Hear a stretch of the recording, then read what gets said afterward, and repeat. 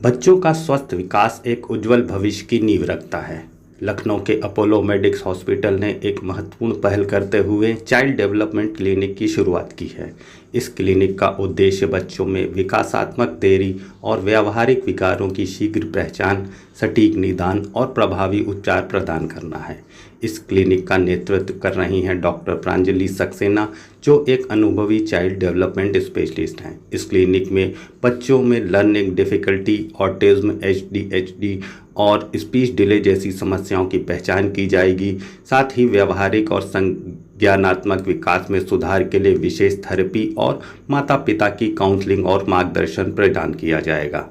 इस अवसर पर डॉक्टर मयंक सोमानी, एमडी और सीईओ अपोलो मेडिक्स हॉस्पिटल ने कहा कि समय पर सही इलाज से बच्चों का भविष्य संवारा जा सकता है और इसीलिए हमने इस चाइल्ड डेवलपमेंट क्लिनिक की शुरुआत की है।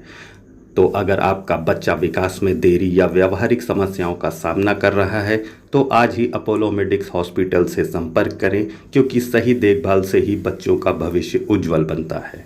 डेवलपमेंटल और बिहेवियर डिसऑर्डर्स के लक्षण देखें तो ऐसे बच्चों में कई बार ये रहता है कि वो टाइम पे बोल नहीं पा रहे हैं, टाइम पे चल नहीं पा रहे हैं, टाइम पे बैठ नहीं पा रहे हैं, आई टू आई कांटेक्ट नहीं मेंटेन कर पा रहे हैं। अगर हम उनको कुछ बोल रहे हैं तो वो वापस पलट के जवाब नहीं दे रहे हैं, ऐसा लग रहा है कि वो सुन के भी अनसुना कर देते हैं।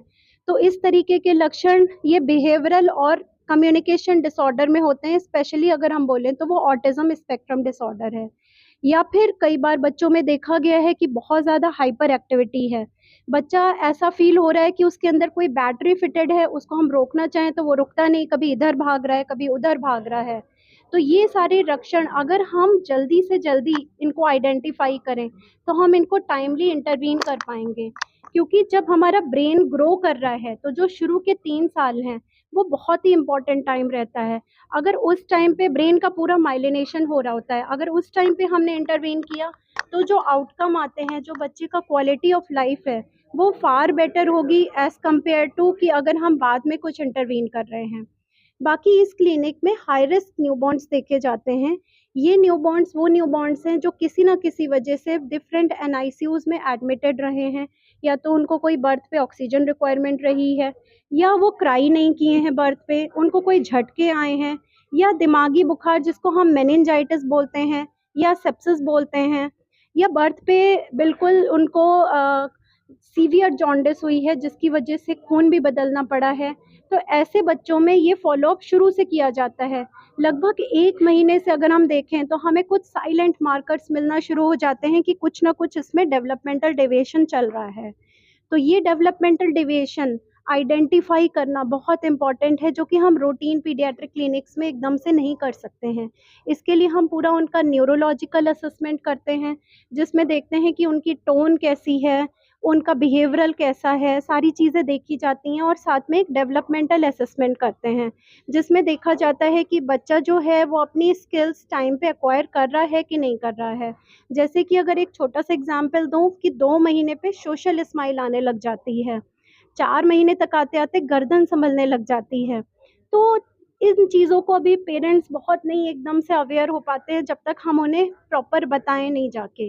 तो ये साइलेंट मार्कर्स इन क्लिनिक में हम अलग से उनको असेस करके उसी टाइम पे उनको इंटरवेंशंस जो भी लैगिंग हैं या जो भी डेवलपमेंटल डेविएशंस आ रहे हैं, अगर हमने उनको प्रॉपर बता लिया, तो हम उस चीज़ को आगे बढ़ने से काफ़ी हद तक प्रिवेंट कर पाएँगे, जिससे बच्चे की क्वालिटी ऑफ लाइफ काफ़ी हद तक इम्प्रूव होगी। मैम, नवजात बच्चों के अलावा थोड़ी और बड़ी उम्र के बच्चे या किशोर बच्चे, उनकी भी अगर कोई समस्या है तो उसको लेके क्लिनिक में कैसे बिल्कुल, ऐसे बच्चे जो किशोर उम्र के हैं, उनमें आते हैं मेनली लर्निंग डिसेबिलिटीज़।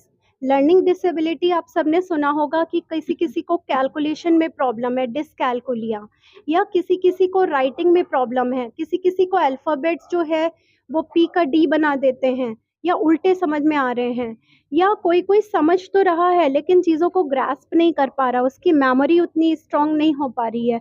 तो उन चीज़ों को भी मेडिकली असेस किया जाता है। इसमें ये देखा जाता है कोई मेडिकल डिसऑर्डर तो नहीं है, साथ में कुछ और उसको एनीमिया तो नहीं हो रहा है, उसको हाइपोथायरॉयडिज्म तो नहीं हो रहा है, जो कि एज अ पेरेंट हम नहीं समझ पा रहे हैं इतनी जल्दी।